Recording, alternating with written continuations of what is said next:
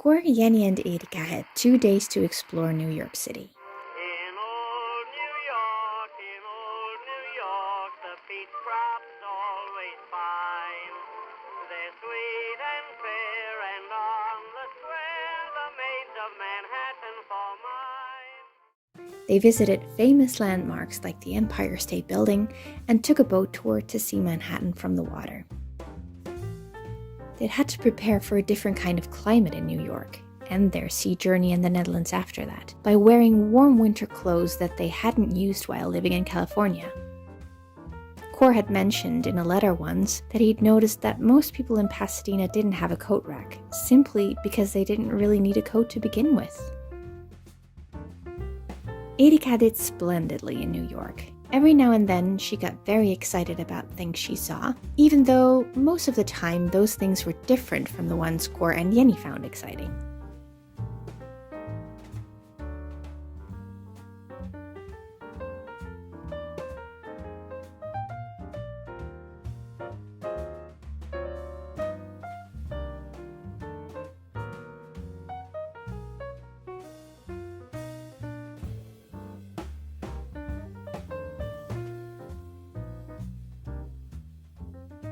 They were staying at Hotel Woodstock on 127 West 43rd Street, quite a mouthful, near Times Square.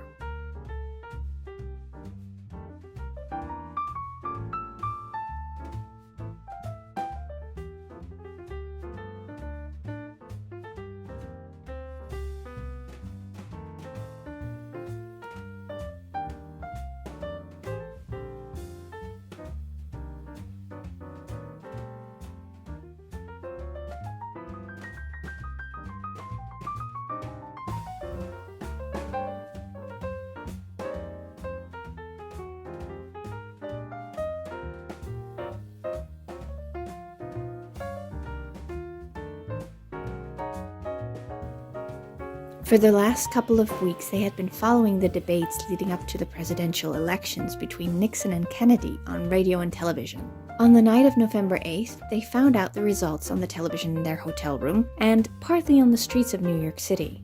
They could hear the celebrations and cheering from Times Square for the remainder of the night.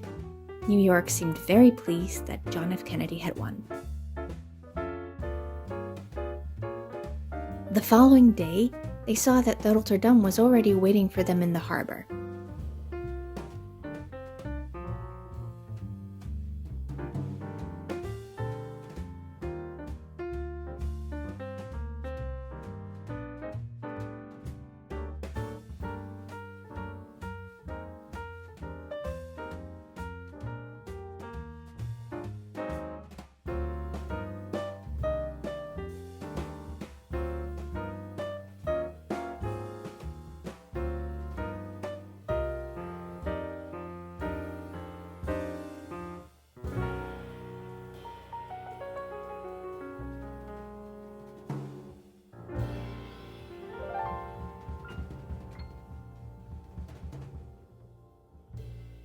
This was the final letter that was sent back home.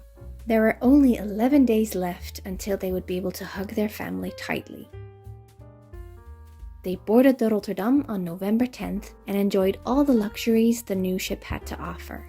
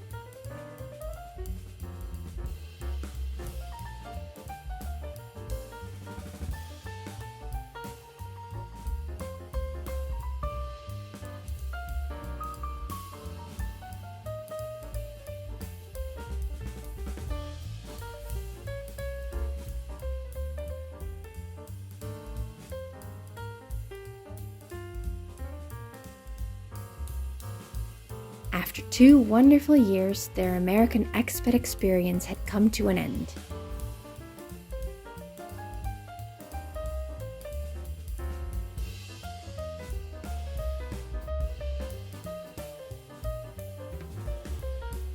Soon, they would be home again.